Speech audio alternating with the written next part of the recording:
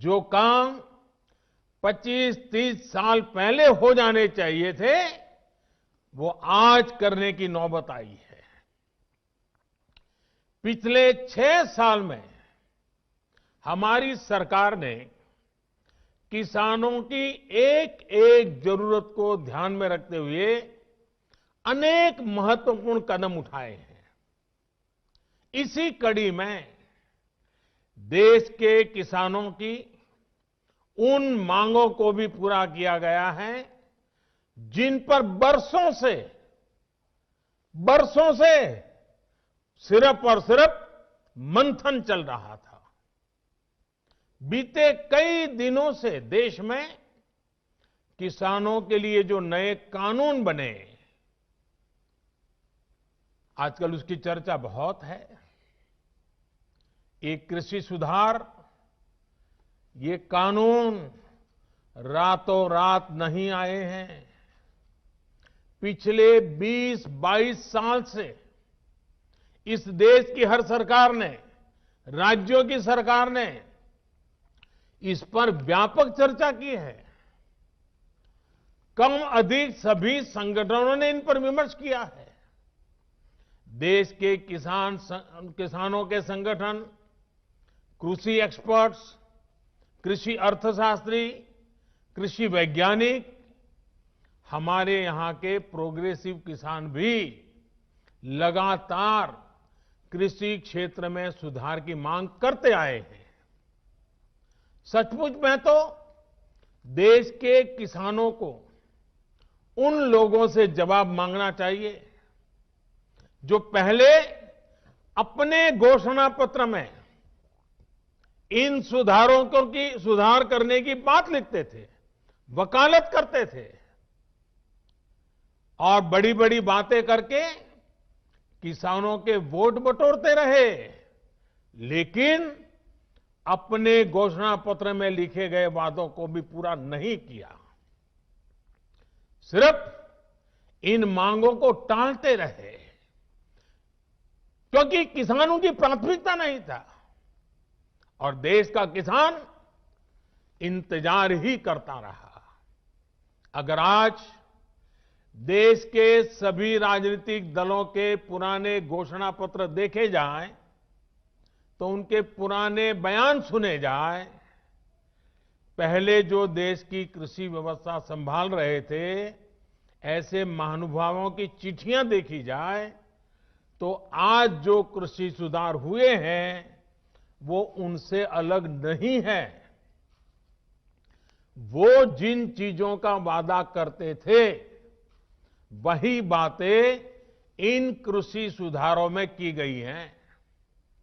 मुझे लगता है उनको पीड़ा इस बात से नहीं है कि कृषि कानूनों में सुधार क्यों हुआ। उनको तकलीफ इस बात में है कि जो काम हम कहते थे लेकिन कर नहीं पाते थे, वो मोदी ने कैसे किया, मोदी ने क्यों किया, मोदी को इसका क्रेडिट कैसे मिल जाए। मैं सभी राजनीतिक दलों को हाथ जोड़ के कहना चाहता हूं, आप सारा क्रेडिट अपने पास रख लीजिए। आपके सारे पुराने घोषणा पत्रों को ही मैं क्रेडिट देता हूं, मुझे क्रेडिट नहीं चाहिए।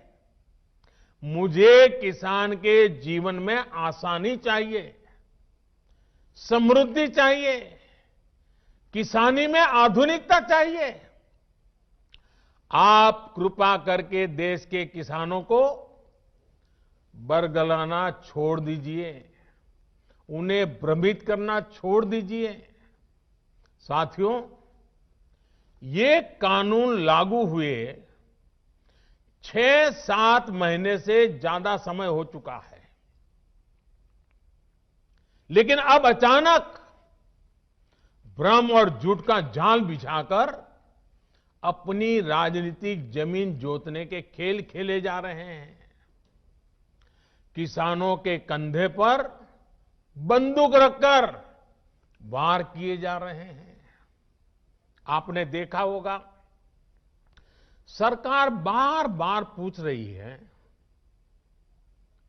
मीटिंग में भी पूछ रही हैं, पब्लिकली पूछ रही हैं, हमारे कृषि मंत्री टीवी इंटरव्यू में कह रहे हैं, मैं खुद बोल रहा हूं कि भाई आपको कानून में किस क्लॉज में क्या दिक्कत है बताइए। जो भी दिक्कत है वो आप बताइए। तो इन राजनीतिक दलों के पास कोई ठोस जवाब नहीं होता और यही इन दलों की सच्चाई है। साथियों, जिनकी खुद की राजनीतिक जमीन खिस गई है वो किसानों की जमीन चली जाएगी, किसानों की जमीन चली जाएगी का डर दिखाकर अपनी राजनीतिक जमीन खोज रहे हैं।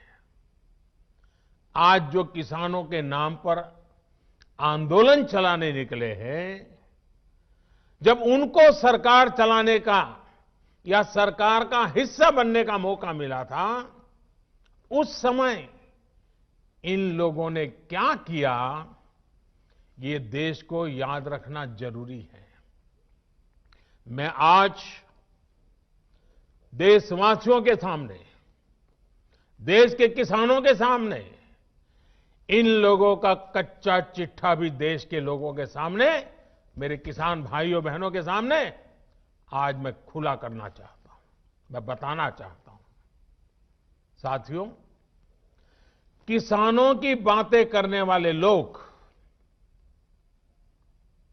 आज झूठे आंसू बहाने वाले लोग कितने निर्दयी हैं, इसका बहुत बड़ा सबूत है स्वामीनाथन कमेटी की रिपोर्ट। स्वामीनाथन कमीशन की रिपोर्ट आई, लेकिन ये लोग स्वामीनाथन कमेटी की सिफारिशों को 8 साल तक दबाकर बैठे रहे। किसान आंदोलन करते थे, प्रदर्शन करते थे, लेकिन इन लोगों के पेट का पानी नहीं लिहाला। इन लोगों ने यह सुनिश्चित किया कि इनकी सरकार को किसान पर ज्यादा खर्च न करना पड़े, इसलिए इस रिपोर्ट को दबा दो। इनके लिए किसान देश की शान नहीं, इन्होंने अपनी राजनीति बढ़ाने के लिए किसान का समय समय पर इस्तेमाल किया है, जबकि किसानों के लिए संवेदनशील, किसानों के लिए समर्पित हमारी सरकार किसानों को अन्नदाता मानती है। हमने फाइलों के ढेर में फेंक दी गई स्वामीनाथन कमेटी की रिपोर्ट बाहर निकाला और इसकी सिफारिश से लागू की। किसानों को लागत का 1.5 गुना एमएसपी हमने दिया। साथियों, हमारे देश में किसानों के साथ धोखाधड़ी का एक बहुत ही बड़ा उदाहरण है कांग्रेस सरकारों के द्वारा की गई कर्ज माफी। जब 2 साल पहले मध्य प्रदेश में चुनाव होने वाले थे, तो कर्ज माफी का वायदा किया गया था।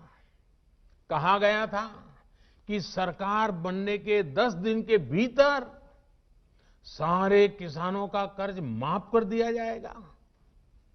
कितने किसानों का कर्ज माफ हुआ?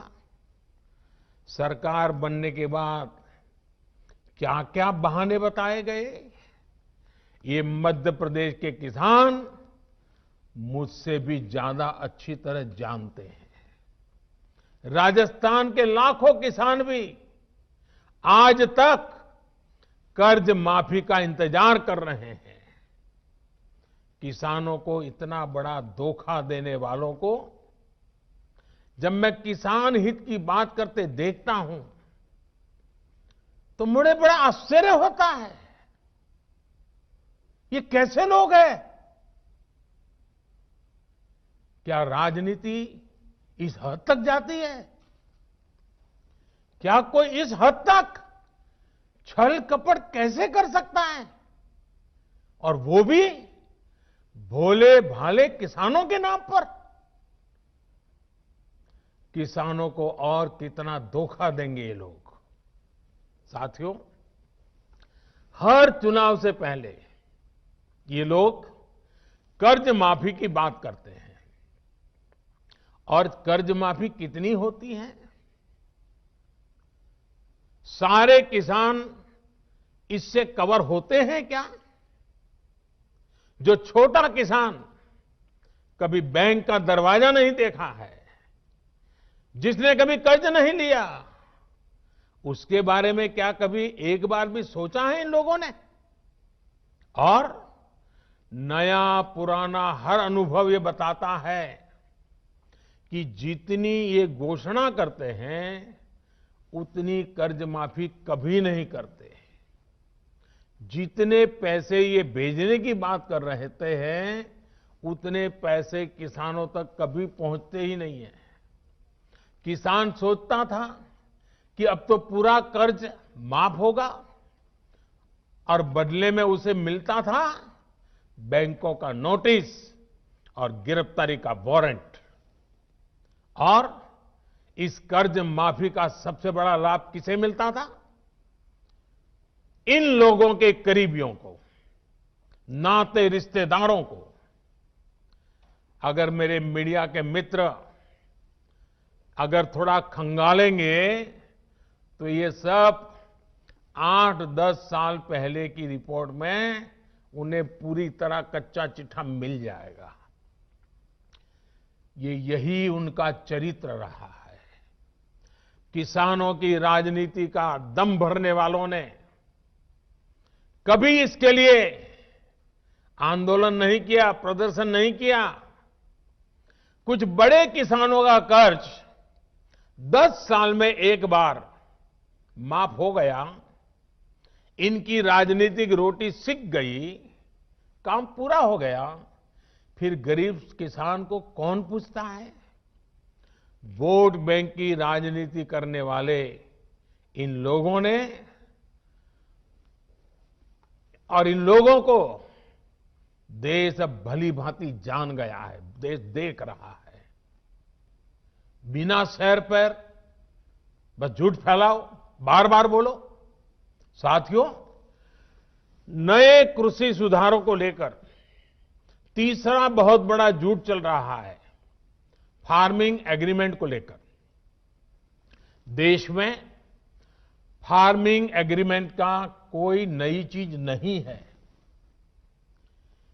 क्या कोई नया कानून बनाकर हम अचानक फार्मिंग एग्रीमेंट को लागू कर रहे हैं? जी नहीं। हमारे देश में बरसों से फार्मिंग एग्रीमेंट की व्यवस्था चल रही है। एक दो नहीं, बल्कि अनेक राज्यों में पहले से फार्मिंग एग्रीमेंट होते रहे हैं। अभी किसी ने मुझे एक अखबार की रिपोर्ट भेजी, 8 मार्च 2019 की। उसमें पंजाब की कांग्रेस सरकार किसानों और एक मल्टीनेशनल कंपनी के बीच 800 करोड़ रुपए के फार्मिंग एग्रीमेंट का जश्न मना रही है, इसका स्वागत कर रही है। पंजाब के मेरे किसान भाई बहनों की खेती में ज्यादा से ज्यादा निवेश हो, ये हमारी सरकार के लिए भी खुशी की बात है। साथियों, देश में फार्मिंग एग्रीमेंट से जुड़े पहले जो भी तौर तरीके चल रहे थे, उसमें किसानों का बहुत जोखिम था, बहुत रिस्क था। नए कानून में हमारी सरकार ने फार्मिंग एग्रीमेंट के दौरान किसान को सुरक्षा देने के लिए कानूनी प्रावधान किए हैं। हमने तय किया है कि फार्मिंग एग्रीमेंट में सबसे बड़ा हित अगर देखा जाएगा तो वो उस किसान का देखा जाएगा। हमने कानूनन तय किया है कि किसान से एग्रीमेंट करने वाला अपनी जिम्मेदारी से भाग नहीं पाएगा। जो किसान को उसने वादा किया होगा वो स्पॉन्सर करने वाले को, वो भागीदार को उसे पूरा करना ही होगा।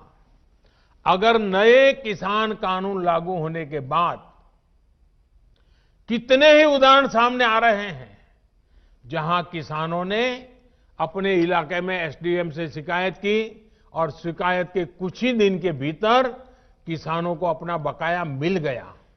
साथियों, फार्मिंग एग्रीमेंट में सिर्फ फसलों या उपज का समझौता होता है।